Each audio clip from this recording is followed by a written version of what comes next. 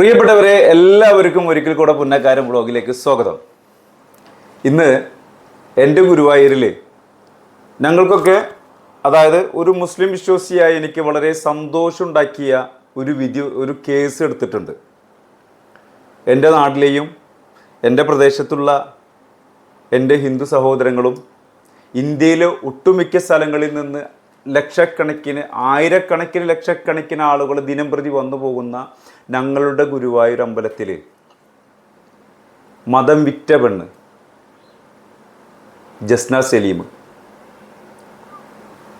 അനേകായിരങ്ങളുടെ ആശ്രയമായ ആഗ്രഹ സഫലീകരണത്തിന് മാസങ്ങളോളം വ്രതമെടുത്തും നോയിമ്പെടുത്തും ഈ ഗുരുവായൂരപ്പനെ കാണാൻ വേണ്ടി ത്യാഗങ്ങൾ സഹിച്ച് വരിക്ക് നിന്നുകൊണ്ട് ഗുരുവായൂരപ്പ ദർശനത്തിന് വേണ്ടി വന്നു നിൽക്കുന്ന അനേകായിരം ലക്ഷോപലക്ഷം വിശ്വാസികളെ നോക്കുകുത്തികളാക്കി അവരുടെ എല്ലാ മതവികാരങ്ങളെ വ്രണപ്പെടുത്തിക്കൊണ്ട് ജസ്ന സലീം എന്ന് പറയുന്ന ഒരു മാടമ്പി പെണ്ണ്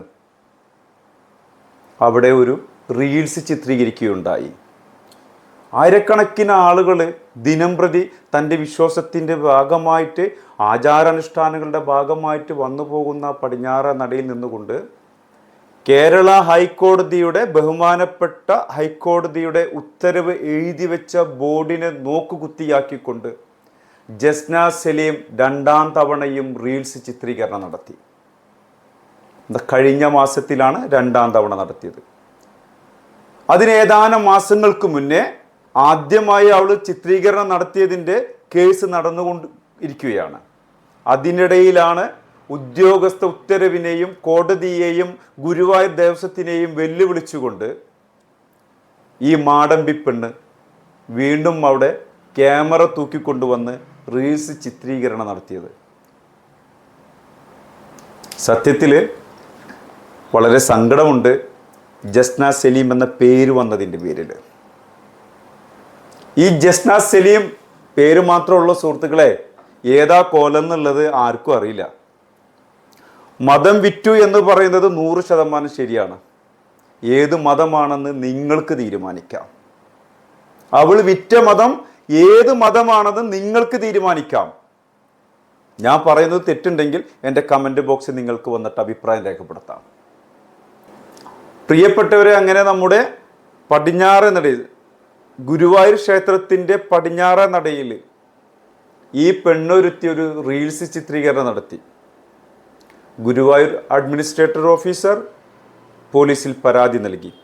പോലീസ് ഇന്ന് അതിന് വകുപ്പുകളിട്ട് സെക്ഷൻസുകൾ ചേർത്തുകൊണ്ട് കേസ് രജിസ്റ്റർ ചെയ്യുകയുണ്ടായി.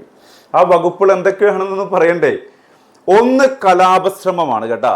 കലാപശ്രമം ചുരുങ്ങിയത് 3 വർഷം ഉള്ളിൽ കെടുക്കാനുള്ള എല്ലാ വകുപ്പും ചേർത്തിയിട്ടാണ് ആ പോലീസ് ഇന്ന് വകുപ്പ് തയ്യാറാക്കിയിട്ടുള്ളത്.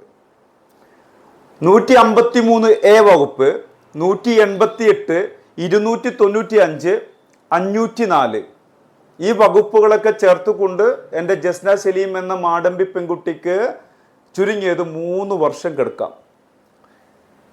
ഇനിയെല്ലാം കോടതിയുടെ നടപടിക്രമങ്ങൾക്കനുസരിച്ച്, അവരുടെ രീതികൾക്കനുസരിച്ച് ശിക്ഷയിലൊക്കെ കാലാവധിയിലും അതിൻ്റെ ഫൈൻ അടക്കുന്ന രൂപത്തിലൊക്കെ മാറ്റങ്ങൾ വരാം. പക്ഷേ എഴുതി വെച്ച ലിപികളാൽ ഇങ്ങനെയാണ് ശിക്ഷ കിട്ടേണ്ടത് അവൾക്ക്. ഈ 153A എന്ന് പറഞ്ഞു കഴിഞ്ഞാൽ 2 മതങ്ങൾ തമ്മിലുള്ള ശത്രുത നോക്കിട്ടോ നിങ്ങൾ.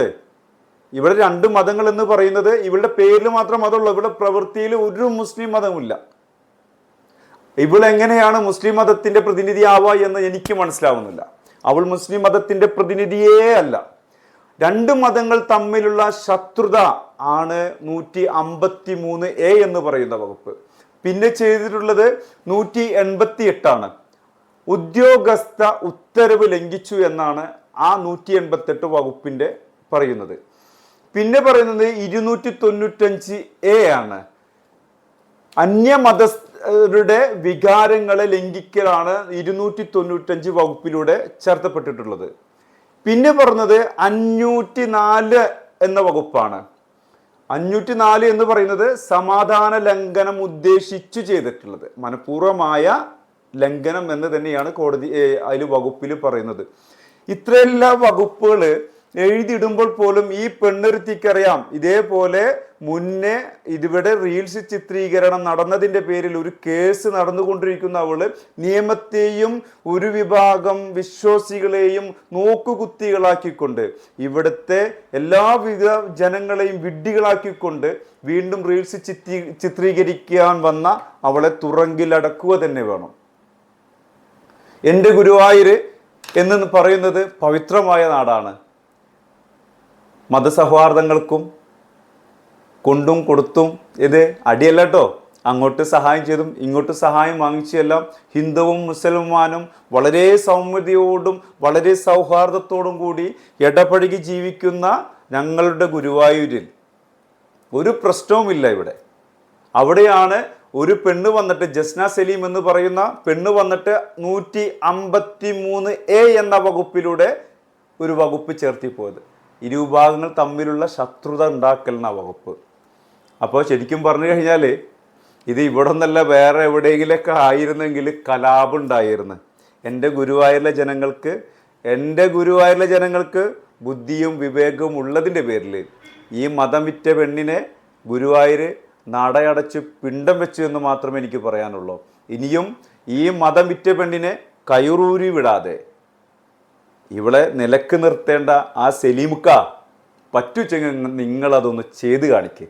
അപ്പോൾ ഇത്രയും പറഞ്ഞുകൊണ്ട് ഈ വീഡിയോയുടെ അവസാനിപ്പിക്കുന്നു. മറ്റു മതസ്ഥരുടെ ആരാധനാലയങ്ങളിൽ പോവാതിരിക്കുകയും അവരുടെ വിശ്വാസങ്ങൾ ലംഘിക്കാതിരിക്കുകയും അവരുടെ ആചാരങ്ങളെയും അനുഷ്ഠാനങ്ങൾക്കും കോട്ടം പറ്റുന്ന രീതിയിൽ പ്രവർത്തിക്കാതിരിക്കുകയും ചെയ്താൽ നമ്മുടെ കേരളം സ്വർഗമാണ് എന്നൊരിക്കൽ കൂടെ ഓർമ്മിപ്പിച്ചുകൊണ്ട് ഗുഡ് ബൈ.